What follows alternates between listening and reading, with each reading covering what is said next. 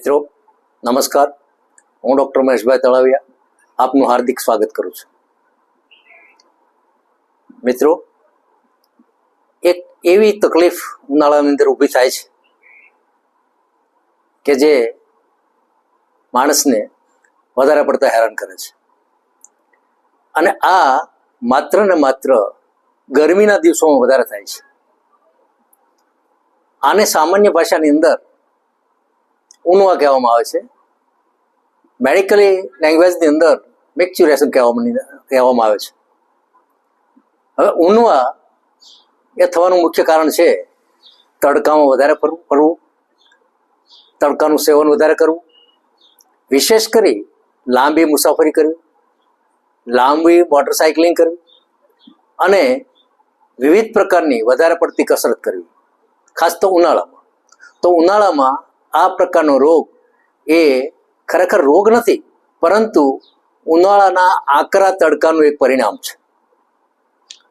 ઘણી વખત એ વધારે પડતું પાણી પીવાથી પણ મટી જાય છે, પરંતુ એ એટલું પૂરતું નથી. કારણ કે ઉનવા જે છે એમાં આપણે શારીરિક દ્રષ્ટિએ જોઈએ તો જેને પિત્ત વધારે વધતું હોય અને એ પિત્ત જ્યારે મૂત્રાશયની અંદર વાયુ એને ખેંચીને લઈ જાય છે ત્યારે ત્યાં ઉનવા એટલે કે ઉષ્ણવાત ઉત્પન્ન કરે છે. આ એક આયુર્વેદિક પરિભાષા છે.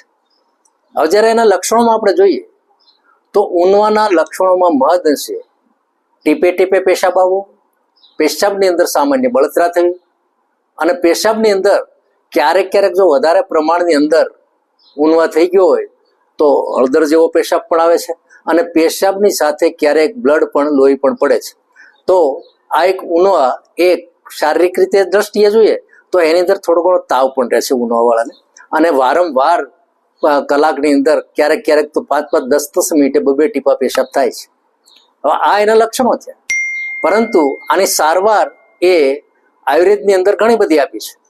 તો સારવારની અંદર પ્રથમ તો જ્યારે ઉનવા થાય ત્યારે ગોળનું શરબત એ ખાસ પીવા જેવું છે, અને એ ગોળની અંદર આમળાનું ચૂર્ણ અથવા તો દૂધ સાથે ગોળ નાખી અને લેવાથી તત્કાલ ધોરણે ઘણી બધી રાહત થતી હોય છે. બીજું છે કે સવારની અંદર ગુલકંદ એ દૂધમાં નાખીને પીવાથી પણ ઘણી બધી રાહત થતી હોય છે. આ એક સામાન્ય છે એ લક્ષણો ઉપરની સારવાર થઈ. તો વિશેષ સારવારની અંદર આમાં ચંદ્રપ્રભા નામની ગોળી, જે ચંદ્રપ્રભા વટી તરીકે પણ ઓળખાય છે, એ ઉનવાની સારામાં સારી દવા છે. 2 ગોળી સવારે અને 2 ગોળી સાંજે લેવાથી ઘણી બધી રાહત થતી હોય છે. મિત્રો, આના માટે ગોખરું ચૂર્ણ પણ એટલું જ કામ આપે છે. ગોખરું જે છે એ પેશાબને વધારે છે, પેશાબના ફ્લોને વધારે ઉત્પન્ન કરે છે, અને એનો ગુણ એક મૂત્રલ હોવાથી પાણી જેટલું આપણે વધારે પીએ છીએ એટલા પ્રમાણની અંદર એ પેશાબ દ્વારા એનો ઉષ્ણ ભાગ છે એ નીકળી જાય છે, અને ઉનવા એ મટે છે.